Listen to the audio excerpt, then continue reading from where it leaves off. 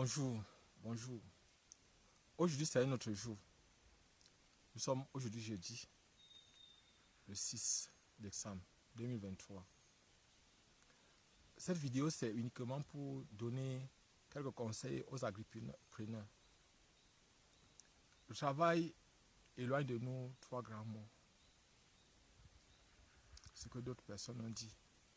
Nous, ici, on ne va pas nous mettre à citer ce que ces personnes ont dit. Mais on doit savoir une chose, c'est que entreprendre n'est pas chose facile.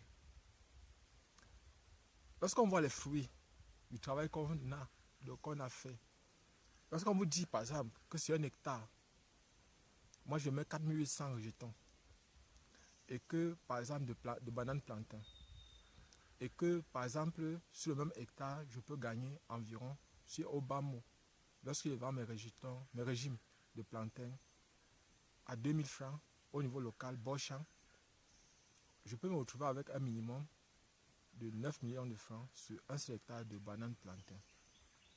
Lorsqu'on dit ça à une personne, elle peut rêvasser.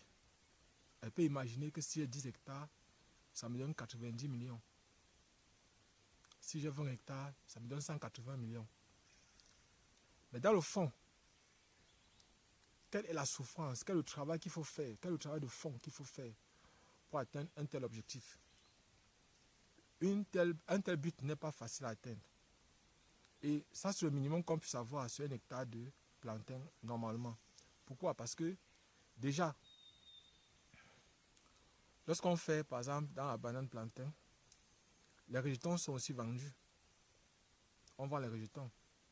Si vous imaginez, par exemple, que vous avez mis 4800 rejetons par hectare et que chaque pied peut vous donner 5 rejetons.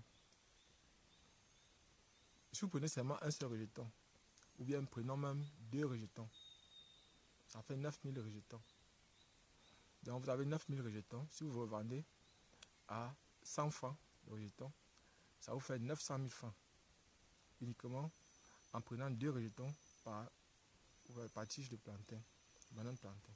À raison de 100 francs bien sûr. Donc vous voyez que entreprendre, il y a beaucoup d'argent. Ça nous amène déjà autour de 10 millions de francs sur 1 hectare. Sans compter les autres choses qui sont à côté. Mais est-ce qu'il est facile, est-ce qu'il est aisé de faire donc tout cela? Non. Il y a un travail de fond, un travail de terrain qu'il faut faire pour atteindre de tels objectifs. C'est facile de dire oui, on va mettre 4800, mais qui vont mettre? Où allez-vous trouver les semences de qualité, les semences sélectionnées?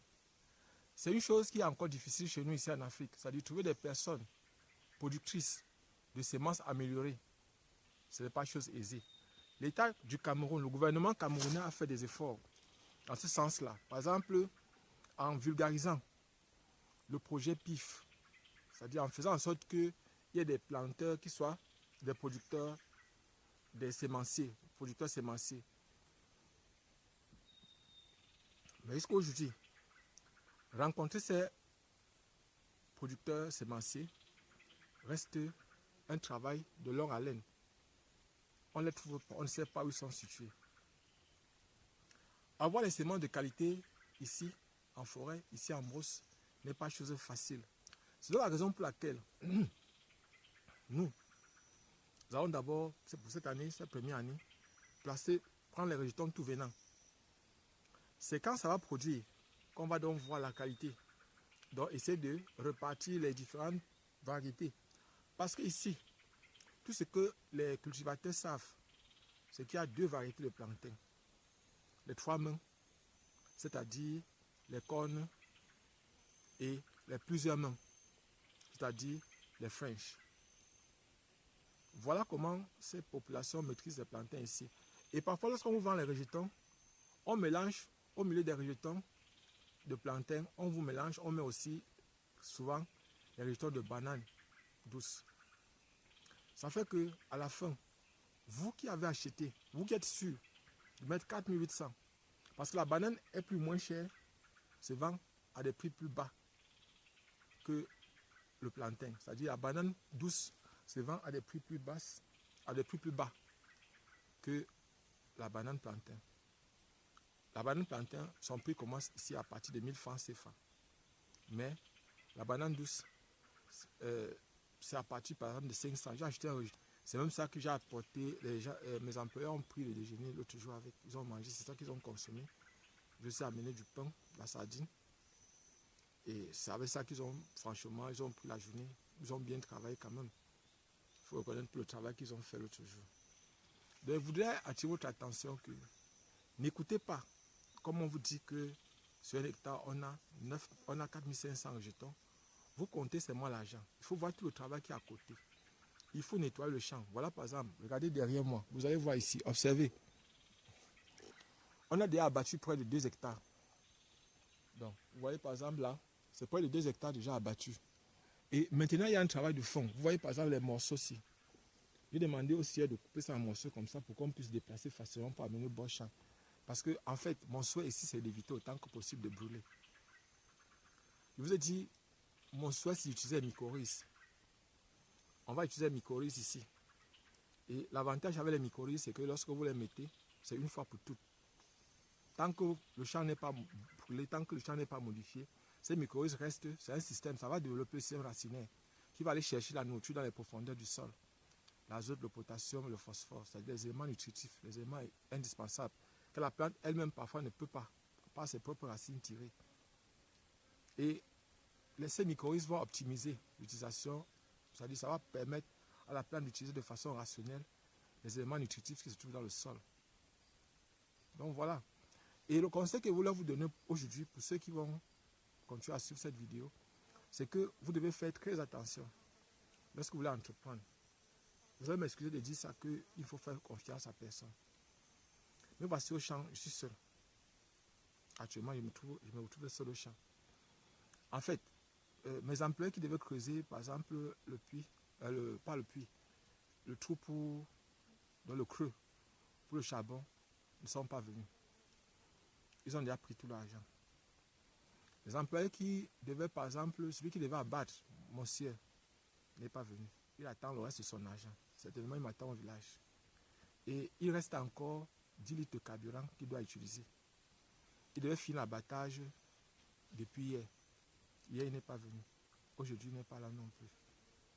Vous voyez, par exemple, imaginez un instant que si vous avez de l'argent, dès lors qu'ils sont convaincus de ce que vous voulez faire, c'est-à-dire s'ils sont au courant de ce que vous voulez faire, alors ils vont tout faire pour que vous ne puissiez rien faire.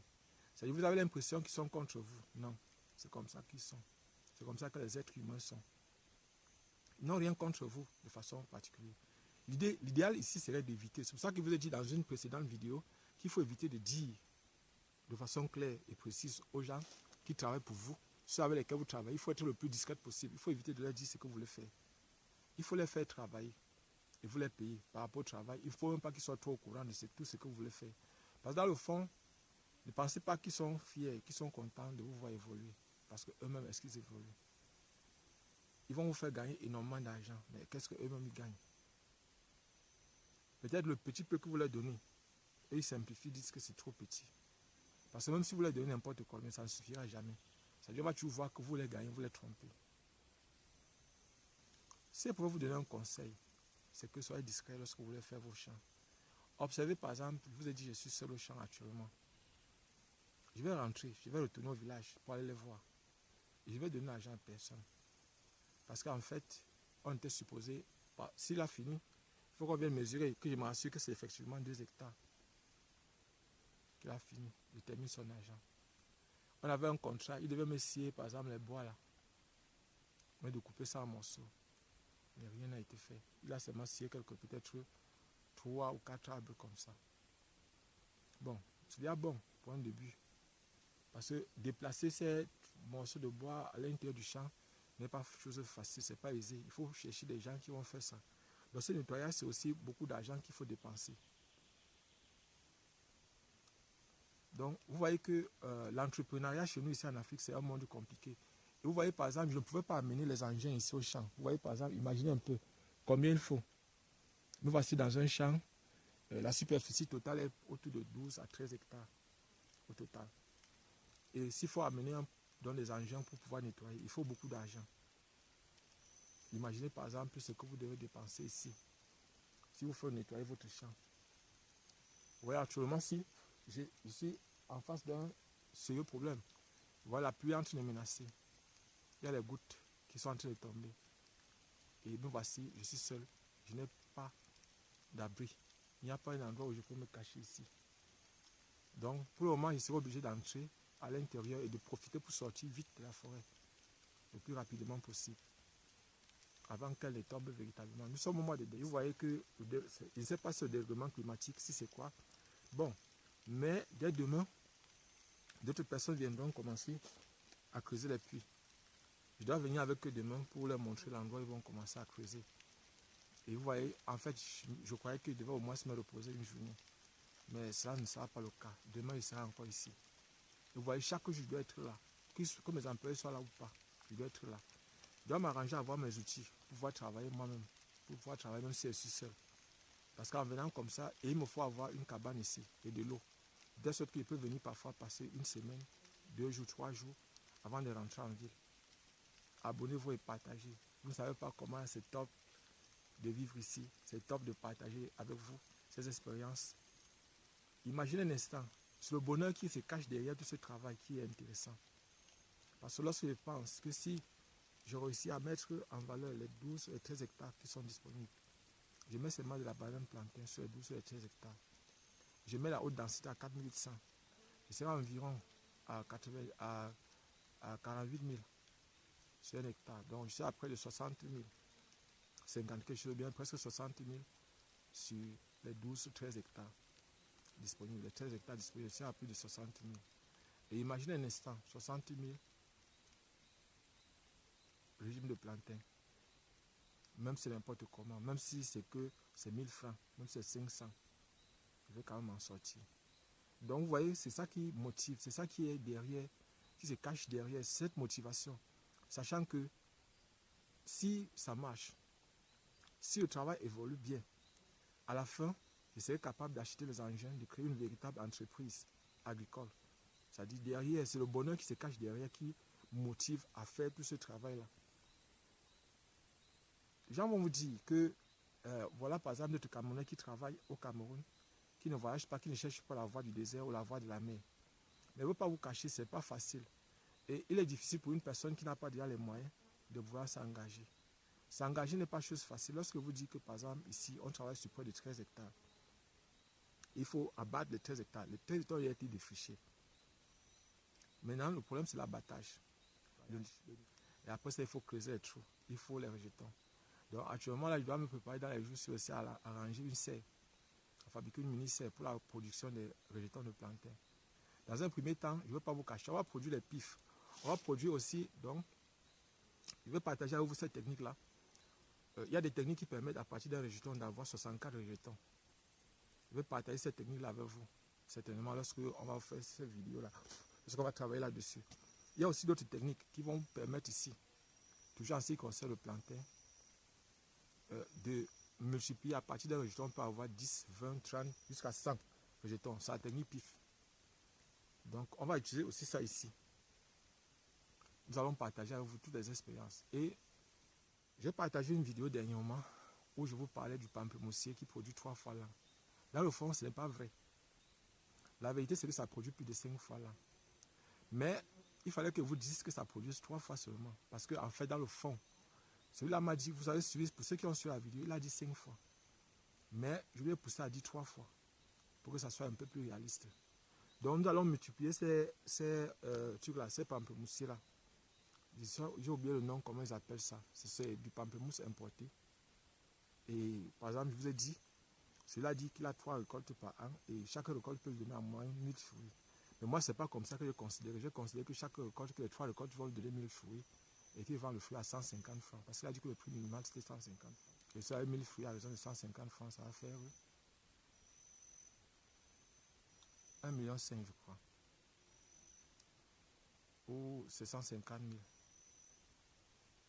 Parce que 10 fruits à raison de 150, ça fait 1500. 100 fruits, ça fait 15 000. Ça fait 150 000 pour 1000 fruits.